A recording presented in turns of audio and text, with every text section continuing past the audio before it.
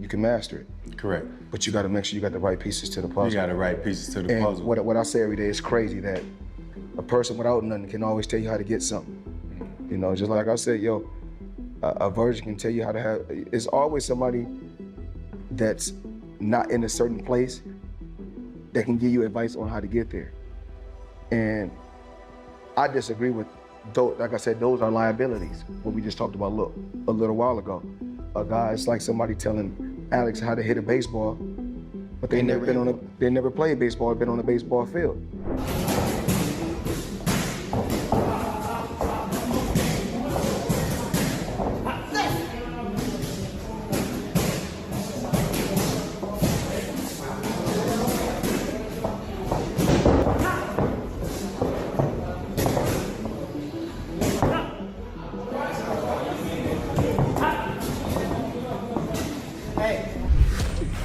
He called me earlier, it's like, yo, when you spar, I'm gonna come to the gym. I'm like, I'm gonna spar at 4 o'clock. I really didn't think he was gonna pull up, but he pulled up. It means everything, his advice and listening to him in the ring. He calling out little shit. I'm trying to make sure I do what he say, so a hell of a blessing to have Bud, Floyd, all these guys backing me, and I appreciate them. I'm just trying to keep pushing and keep getting better and better. Floyd Mayweather has quietly pulled back the curtain, revealing surprising behind-the-scenes moments from Shakur Stevenson's sparring wars with Teofimo Lopez, igniting fresh debate across boxing fans worldwide. But don't even stand right. Don't know nothing about boxing. So it's even like the commentators that watch our sports tell you how to tackle, how to catch footballs. And if you correct them and tell them, you know what, you don't know what you're talking about, they get upset. And that's when you hear so many, you hear so many bad stories, because people always want you to tell them what they want to hear. They don't want the truth.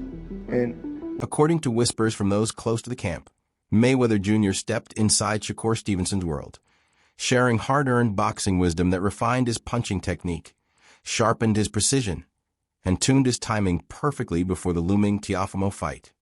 Your stance must be right as far as your pivot. You start off with your pivot, get on your pivot, and it's light. The jab goes like this. This is exactly how the jab goes. Jab. This is called a 1-2. Boom, boom. You bring the hook with it. You can go to the body. Jab. This double jab. Triple jab. Short hook. Wide hook. Short hook. Wide hook. You go to the body. Slide over here. Slide over here. You drop under shots like this. You go here. Here. Here. Back with the jab.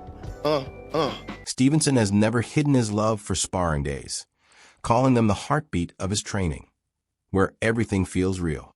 Along with those battles, his camp leans heavily into footwork, defensive reactions, and distance control, spending endless rounds refining timing, patience, and rhythm instead of hunting knockouts. An extra hour or anything was gonna make a difference because of the fact that I've been doing it all week. The 6 in the morning, the day before, I've been going super hard for the weight.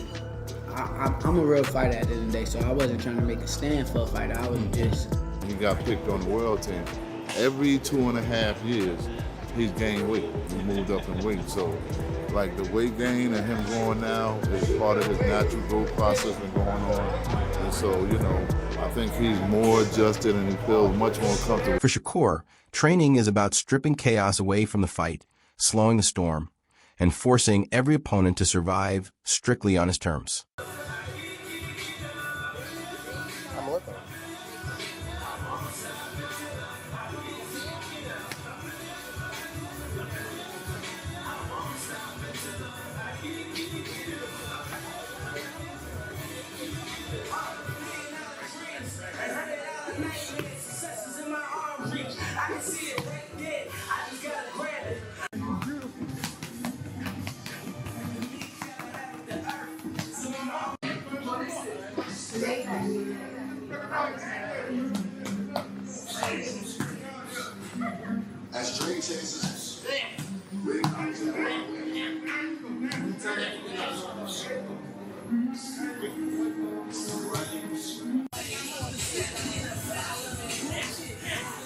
Many quiet insider reports have now revealed that Shakur Stevenson teamed up with Terrence "Bud" Crawford to prepare for the Teofimo Lopez fight, fully immersing himself in every lesson, every moment, and every unspoken detail. Crawford, definitely a hell of an experience. You get that type of knowledge, that type of IQ. I look up to Bud a lot. Honestly, he one of the realest dudes that I done met. He's still a normal person in his head. Like, he don't believe that he's above everyone else. And that's how I feel about myself. You seen me around a lot. I don't know. Don't act like you ain't seen me around them days. He said that Bud, come on. Terrence talking, I try not to talk back. I try to just listen. Straight, boom, straight shot. Like right here, boom, there you go. But you gotta make sure you step. Bam. That's when the motherfucker trying to run out. When the motherfucker trying to run, there you go. Even if I don't feel the same way that he feeling at the moment, it don't matter. I still want to hear him out and try to understand what he's saying. If you hear, what do you think he can throw in the hook? Because you out the way of the right hand. He like a sponge. He soak up everything that he need to soak up, put it into his arsenal, and then he make the best out of everything that he learned from everybody. Then throw it straight left to the body. At the end of the day, you don't want to feel like a know-it-all. And the people that know it all are the people that don't go very far. You gotta always be a student. You gotta always be able to learn and pick up things from this person, that person. He's a work of art. The sky is the limit with Shakur. He got the boxing skills and the ability to, do whatever he wants in the ring. And it's gonna be very hard to beat Shakur with the skills that he possesses and the smarts that he has. And given the opportunity, I think he can pose a great threat to everybody. Meanwhile, Stevenson is locked into a strict, disciplined diet designed to fuel brutal training as he climbs toward 140 pounds, carefully adding size while protecting the speed, power, and endurance he'll need for the Teofimo fight. By contrast, Teofimo Lopez's preparation lives on pure intensity and restless energy. His camps are famous for explosive, high-voltage workouts that mirror his fighting spirit, fast and violent bursts of power, controlled chaos, and an unpredictable rhythm that keeps everyone guessing. Bringing in some good positive affirmation and thoughts. I try to do all this, as much as possible. I think it's also good for us, not just as fighters, but as human beings. It's good for us, It kind of let us be aware, of the actual things you could write down and actually create and manifest. I wrote down I was gonna be a world champion one day. Boom, did it. I wrote that I was gonna be one of the best fighters to live up this time, and boom, we're doing it. What's it like hanging with this guy? He seems pretty awesome. It's incredible, man. He's definitely a special human being, in everything he does, in the boxing gym. He's a people's champion, He's constantly giving back to others. You see the human side of him, Teo is stepping into this fight carrying renewed confidence and a sharper sense of purpose, seeing it as a crossroads moment that could define everything that comes next in his career. In his own mind, the picture is already clear, mentally sharp, physically powerful, and completely locked in with his training and preparation. Instead of being crushed by expectations, Teo is leaning into the spotlight, embracing it, convinced this is the exact kind of stage he was built to command. There's a maturity in his mindset now, mixed with a raw hunger shaped by past lessons, past losses, and moments that hardened his resolve. Lopez doesn't view this bout as pressure closing in, but as an open door, a chance to unleash his full arsenal, his speed, strength, ring IQ, and competitive fire, while reminding the world why his name still carries danger. To him, this is not survival, it's expression, a moment to prove he is limitless. So then again, it's like I could always succeed to another level with it, and exceed to it. So it's really just trying to just keep it going, keep moving forward throughout the whole time and throughout the whole process, and mainly just have fun with it. You gotta have fun with what you do. I love this. I haven't stopped doing what I've done because of the fact that I enjoy what I do.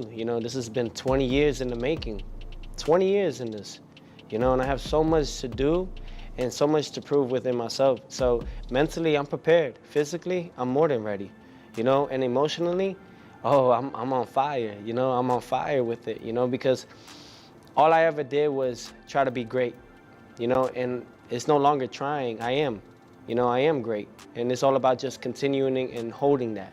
So it's all about just staying humble throughout the process, keeping myself level-headed, and really just enjoying each day that we get. Because Lopez has been quietly sharpening every edge of his game under the watchful eye of Freddie Roach, whose deep experience and sharp strategic vision have added an entirely new layer to his training.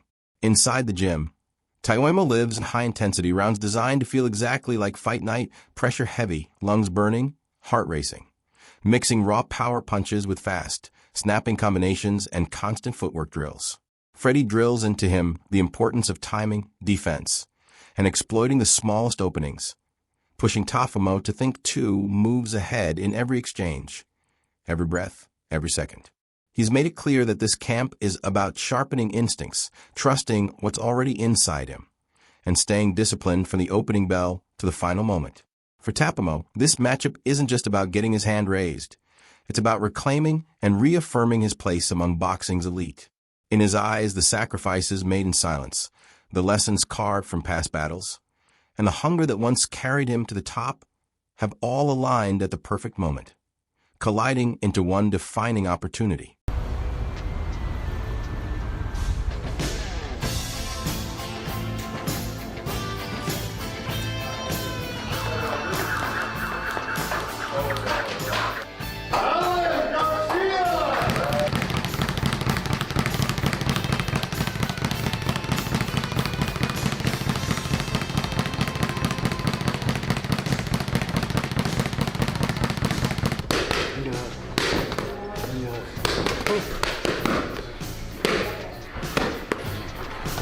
That open. Yeah. Yeah, nice. Yeah, it's nerves in the end. The tempo does. Get up a little higher. Do it. Do it right hand. That's it.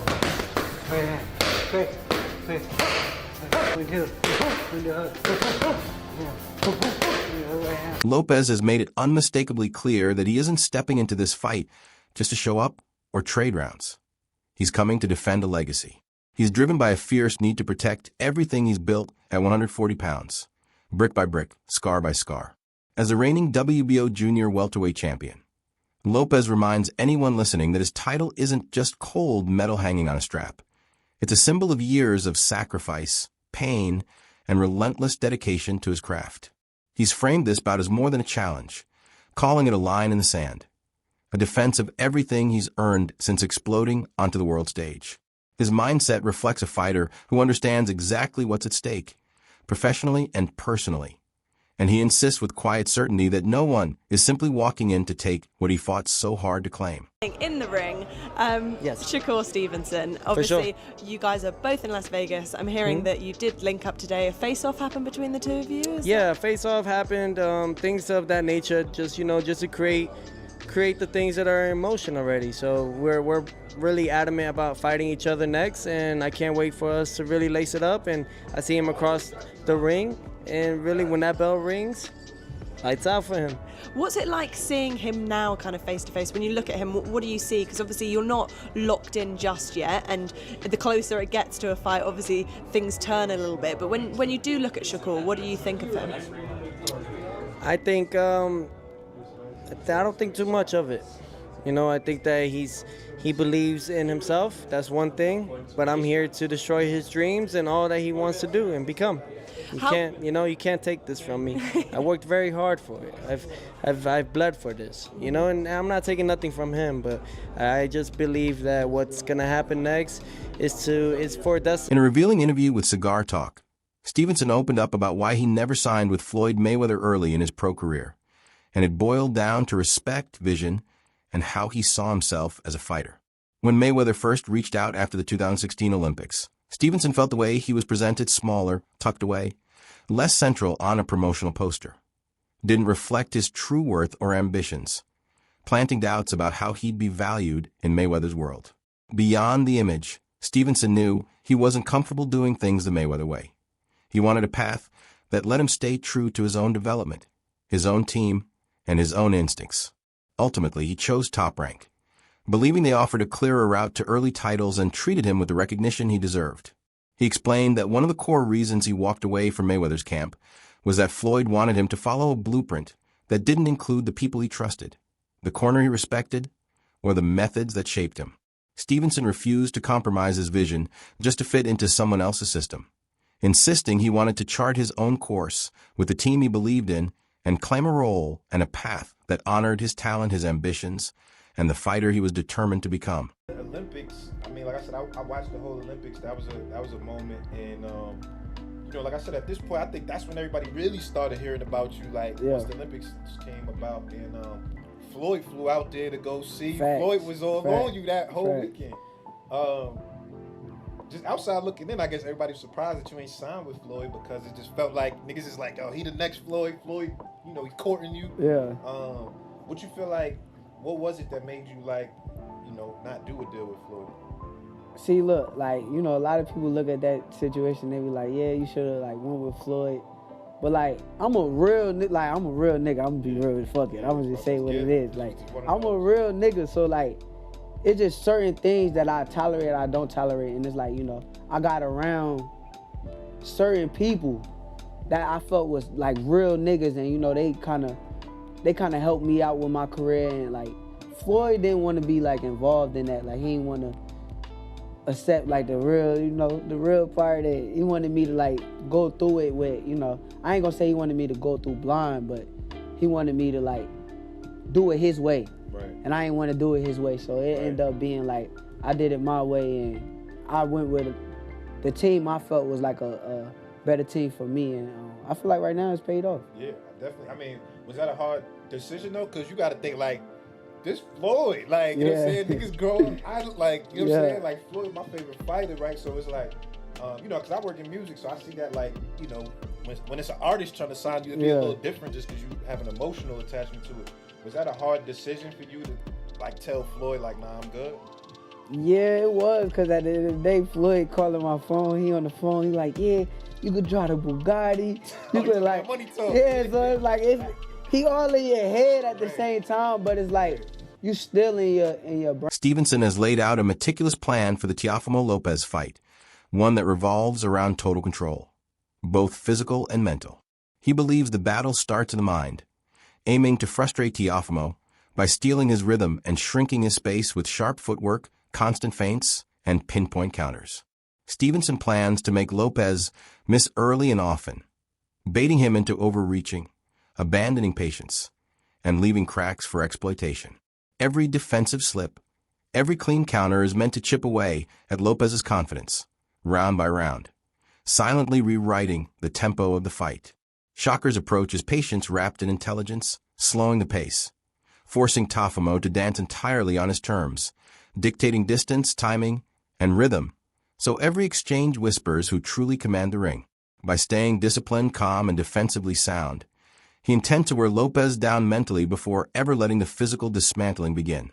Technically, Stevenson trusts that mounting frustration will eventually breed mistakes, openings he can exploit with surgical precision. Once that mental edge is secured, the fight, he believes, will tilt completely in his favor, allowing his timing, ring IQ, and unerring precision to take over, shaping the rhythm, controlling the flow, and steering the outcome from the opening bell to the final whistle. We need to be pushed today. Bring the smoke, baby.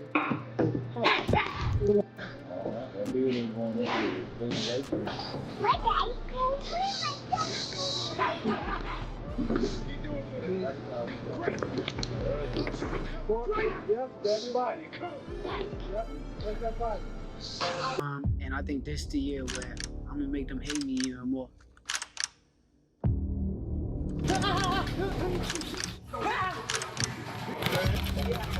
We gonna lose. We can't lose. Because all we do is win.